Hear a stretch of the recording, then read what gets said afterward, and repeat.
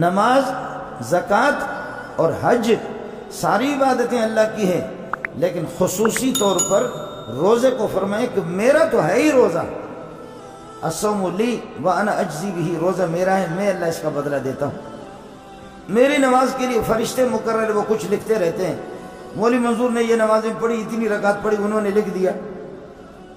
زکوٰۃ کے لیے فرشتے مقرر ہے، حج کے لیے فرشتے مقرر ہے، لیکن یہاں فرشتوں کو کہا کہ آپ ہٹو درمیان سے، روزہ میرا ہے، میں اللہ اس کو نوٹ کرتا رہتا ہوں۔ ظاہر ہے کہ شیخ الحدیث صاحب، مولوی صاحب پنکھوں کے نیچے روزہ رکھتا ہے، اور وہ ایک مزدور پٹھان غریب اور وہ بلوچ یا وہ کوئی سندھی 4 6 بلاک اپنے پشت پہ رکھ کر کے نیچے والی منزل سے 6ٹھی منزل پہ لے جاتا ہے، یا وہ لوگ جو بھیلچوں سے اٹھا کر کے بڑے بڑے ڈمپروں کو مٹی سے بھر دیتے ہیں، اس گرمی کے اندر بھیلچوں سے وہ ٹرکوں کو بھر دیتے ہیں، اور وہ لوگ جو بڑی بڑی بوریاں اپنی پشت پر اٹھا کر کے اس گرمی میں یہاں سے جائے گا، اور اللہ کا بھلا کر پٹے پہ چڑھ کر کے گاڑی کے اندر رکھ لے گا۔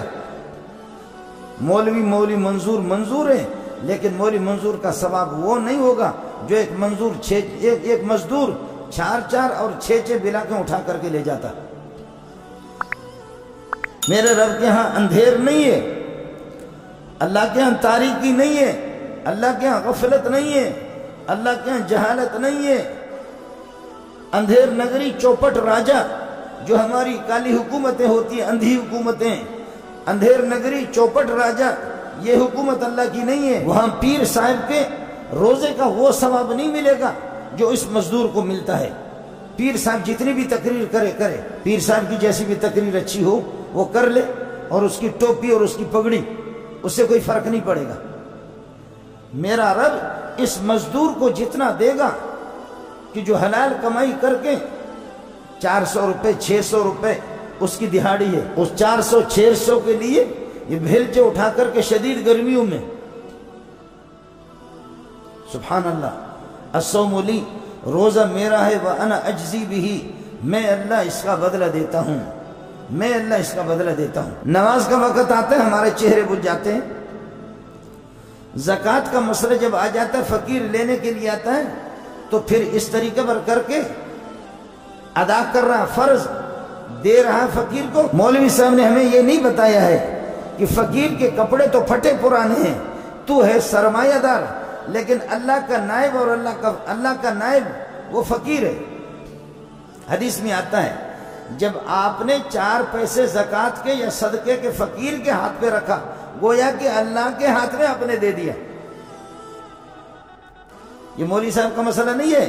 اور اللہ کا نمائندہ جب میرے پاس آیا ہے، مجھے زکوٰۃ دینا ہے، نماز پڑھ رہا ہوں، کسی پر کوئی احسان نہیں کر رہا، اور روزہ رکھ رہا ہوں، کسی پر احسان نہیں کر رہا، 4 پیسے دے رہا ہوں، یہ میرا طریقہ ہے جی، میں اس پر بڑا احسان کر رہا ہوں، اس فقیر پر، چہرہ میرا بجھ جاتا ہے، 40واں حصہ دیتا بھی ہوں، خوار پھیروں گا، اس کا ثواب مجھے نہیں ملے گا جب میرا چہرہ ہی اس طرح ہو گیا، انسانیت سے میں باہر نکل گیا، جانور کی شکل اختیار کر کے اس سے مل رہا ہوں۔ روزہ ہے، اس روزے کے اندر میں نے عرض کیا، اس وجہ سے ہر ایک کی تکلیف الگ ہے، ہر ایک کی محنت الگ ہے، ہر ایک کی مشقت الگ ہے، اس لیے روزہ میرا ہے۔ پھر ایک آدمی روزہ رکھتا ہے خالص اللہ کی رضا کے لیے، اور ایک آدمی لوگوں سے دبا ہوا ہوتا ہے، روزہ رکھ رہا ہے لیکن ریاکاری کر رہا ہے، ہونٹ اس کے بھی خشک ہے، اس کے ہونٹ بھی خشک ہے، چہرہ اس کا بھی بجھ گیا، اس کا بھی بجھ گیا ہے۔ میں نے بھی روزہ رکھا ہے، میں لوگوں کی غیبتیں کر رہا ہوں، اور آپ نے بھی روزہ رکھا ہے، لیکن یہ ہے کہ آپ کو اللہ پاک نے غیبت سے بچائے۔ میرا رب ہم دونوں کو، مولوی صاحب کا روزہ اور آپ کا برابر نہیں ہوگا، آپ کے منہ کو اللہ نے، سینے کو غیبت سے پاک رکھا ہے روزے کے دوران، اور میں بکتا رہتا ہوں۔ من لم يدع قول الزور والعمل به فليس لله حاجة ان يدع طعامه وشرابه، جو رمضان میں بھی جھوٹ کو اور غیبت کو ترک نہ کرے، رمضان میں بھی بکتا رہتا ہے۔